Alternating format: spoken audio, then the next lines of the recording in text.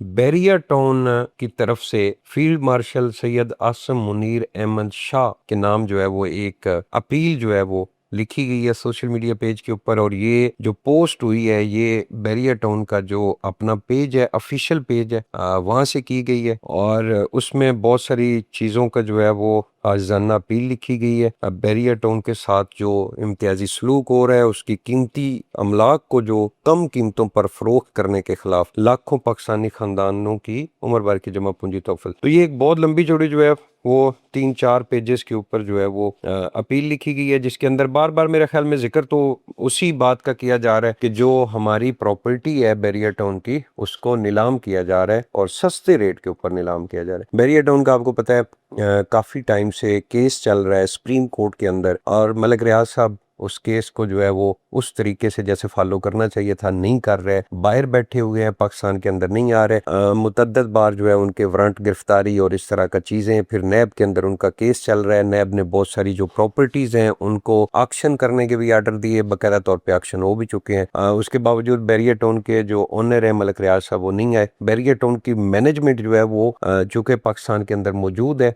ये जो अपील लिखी गई है ये भी उनके जो कायम मकाम चीफ एग्जीक्यूटिव हैं एयर कमोडोर, उनका नाम लिखा हुआ है मोहम्मद इलियास साहब, उन्होंने ये अपील जो है वो आर्मी चीफ साहब के बेनाम जो है वो लिखी है। तो बैरिया टाउन के मलिक रियाज साहब जब तक नहीं आएंगे मामला तो उस तरीके से हल नहीं होंगे सुप्रीम कोर्ट के अंदर। जितने भी इससे पहले भी मलिक रियाज साहब के केसेस चलते रहे, मुझे याद है जब 2003-4 के अंदर बैरिया टाउन जो है वो फेमस हुआ था और शुरू में उनके बुकिंग प्रोसेस वगैरह होते, तब भी केसेस चलते थे, पूरे पूरे जंग अखबार के फ्रंट पेजेस आते थे। उसके बाद मलिक रियाज साहब ने सारी चीजें जो है वो मैनेज कर ली। उसके बाद फिर वो अखबारात की जीनत तो नहीं बनते थे, लेकिन हम लोग चूंकि मार्केट के अंदर मौजूद होते थे, हमें पता चलता रहता था कब क्या हो रहा है, जमीनें कैसे हासिल की जा रही हैं और सारा कुछ। लेकिन खैर मामलात उसी तरह चलते रहे। मलिक रियाज साहब ब्रांड बन गए। मलिक रियाज साहब ने पाकिस्तान के अंदर एक लिविंग स्टैंडर्ड मुतारफ कराया। बहुत लोगों को, लाखों लोगों को उन्होंने जो है वो एक अच्छी रैशी मंसूबा के अंदर जो है वो रैश फराम की, और लोगों ने बहुत प्रॉफिट भी कमाया, डीलर्स ने बहुत प्रॉफिट कमाया, इन्वेस्टर्स ने बहुत प्रॉफिट कमाया। जिन एंड यूजर ने बैरिया टाउन के अंदर इन्वेस्टमेंट की उनको बहुत बड़ा प्रॉफिट हुआ। लेकिन पिछले 5-6 साल से या 7 साल से बैरिया टाउन के मुतासरीन काफी हो रहे थे। जो भी प्रोजेक्ट नया शुरू होता था उसकी उस तरीके से